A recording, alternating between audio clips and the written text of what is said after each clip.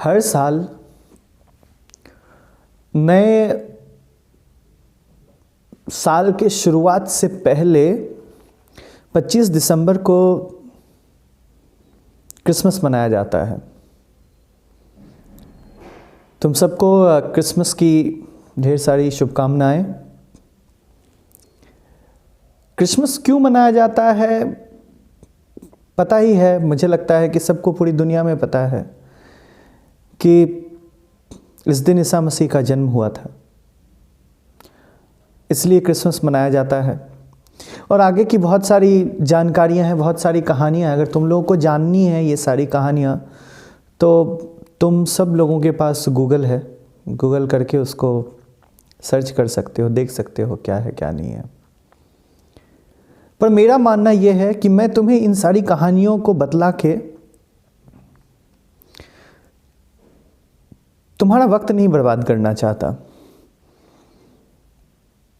क्योंकि इन सारी कहानियों को बतला के सिर्फ कहानियों को सुन के आनंद आए, उससे केवल वक्त ही बर्बाद होता है। उससे ज़्यादा क्या विशेष रूप से करती है कहानियाँ, जब तक कहानियों के मतलब को ना समझा जाए, कहानियाँ किस संदर्भ में कही गई उसको ना समझा जाए, कहानी से क्या सीख मिलती है उसको ना सीखा जाए, तो क्या ही मतलब ऐसी कहानियों का। तो मैं तुम्हारा वक्त नहीं जाया करूँगा यहाँ पे। तुम्हें अगर ये कहानियाँ सुननी है तो तुम लोग के हाथ में फ़ोन है ही, गूगल पे सर्च करके तुम लोग देख सकते हो। मेरा मानना ये है कि हम सबकी समस्या ये है ना कि हम लोग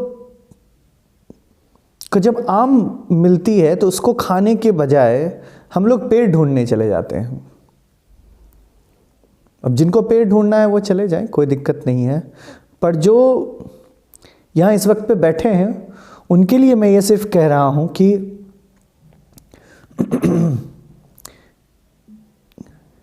जीसस ने अपनी पूरी जिंदगी दया और क्षमा को दे दी।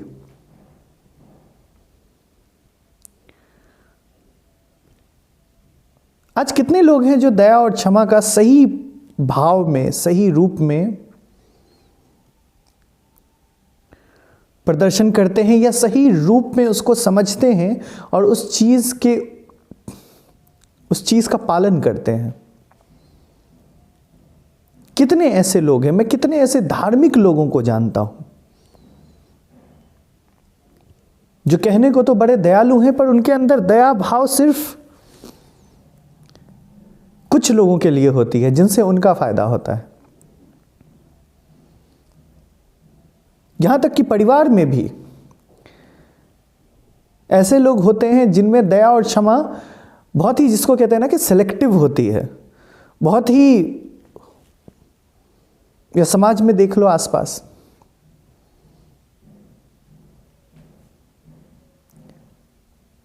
जीसस को जब शूली पे चढ़ाई जा रही थी तो शूली पे चढ़ते हुए भी उन्होंने कहा था कि हे खुदा बाप, हे परमपिता, इनको नहीं मालूम ये क्या कर रहे हैं, इन्हें क्षमा कर देना। तुम्हें आज कोई एक थप्पड़ मारे तो तुम क्षमा क्या, उसके पूरे खानदान को खत्म करने चले जाते हो।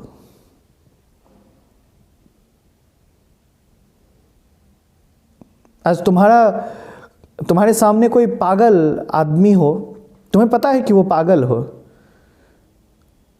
और वो कुछ उल्टी सीधी हरकतें करे तो तुम्हें एक पल नहीं लगेगा उसके ऊपर हाथ उठाने में।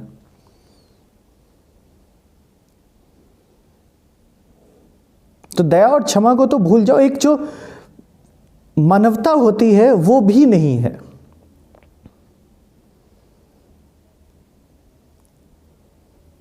जीसस, बहुत सारे ऐसे लोग कहते हैं कि जीसस की मृत्यु 32 साल में हो गई थी। उन्होंने 32 साल में हमारे समाज के सामने वो, और समाज की जब मैं बात कर रहा हूं तो मैं वसुधैव कुटुंबकम की बात करता हूं, यानी कि पूरे के पूरे विश्व की। वो उदाहरण पेश कर दिया कि आज हजारों साल बाद भी हम उसको समझते हैं, उसको पालन करने की कोशिश करते हैं। और पालन कोशिश ही करने की नहीं, मुझे लगता है कि इस वक्त पे उसको पालन करना ही पड़ेगा अब लोगों को। अब देर होती जा रही है, नहीं समझोगे तो अपनी बुराई के सिवा, खुद के पैर पे कुल्हाड़ी मारने के सिवा कुछ भी नहीं कर पाओगे, और कुछ भी हो नहीं सकता है तुम्हारा। जीसस कहते हैं कि जो तुम्हारे पड़ोसी हैं उनको अपने जैसा समझो। आज को देखो, तुम्हारे नीचे कौन पड़ोसी रहता है तुम्हें नहीं पता, किसको अपना समझोगे?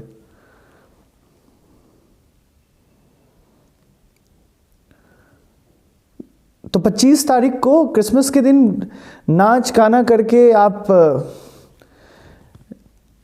ईसा मसीह को खुश नहीं कर सकते। या ऐसे लोग जो ईसाई नहीं हैं, मैं उन सब की भी बात कर रहा हूं, आप लोग इस दिन को ये नहीं समझ सकते हैं, इस दिन का महत्व नहीं समझ सकते। और मुझे लगता है कि तुम लोग किसी भी उस दिन का महत्व नहीं समझ पाओगे कभी भी, किसी भी, कोई भी तुम लोग उस दिन का महत्व तब तक नहीं समझ पाओगे जब तक उसके रास्ते पे चलने की कम से कम कोशिश नहीं करोगे। कम से कम इतनी तो बनती है कि सोचो और कोशिश करो। मैं कभी नहीं कहता कि तुम सब जीसस बन जाओ, संभव नहीं है, मानता हूं, मनुष्य हो, वो भी मनुष्य ही थे, पर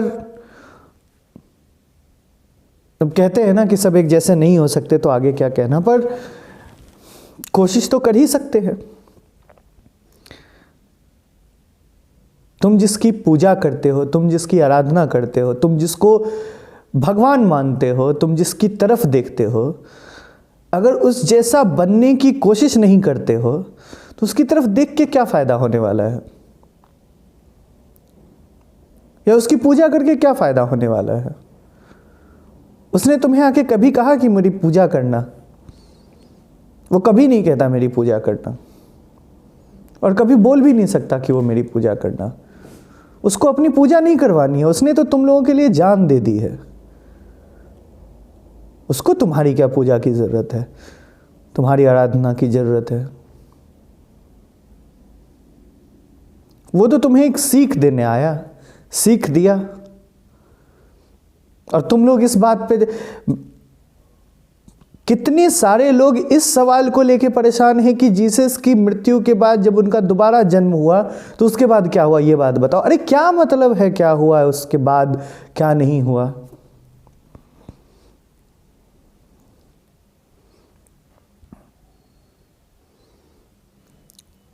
सीखना बहुत जरूरी है। और बेवकूफों की तरह ऐसे सवालों के पचड़े में पड़ के मूर्खतावश सब हिस्टोरियन बनने चले जाते हैं। इतिहासकार बनना है, क्या हुआ क्या नहीं हुआ। अपनी जीवन सुधर नहीं रही है, इतिहासकार बनने चले हो। समझो ईसा मसीह को, समझो जीसस को, समझो वो क्या कहना चाह रहे थे, वो कौन सी बात कर रहे थे जिसकी वजह से आज भी हम सब उनके सामने झुकते हैं। बनने की कोशिश करो जीसस जैसी, ना कि बस क्रिसमस आ गया, पार्टी करनी है, अब तो बस ख़त्म, 26-27 तारीख हो गए और अगला साल आ गया, फिर जीसस 25 तारीख को आएंगे अगले साल 2021 में, है ना।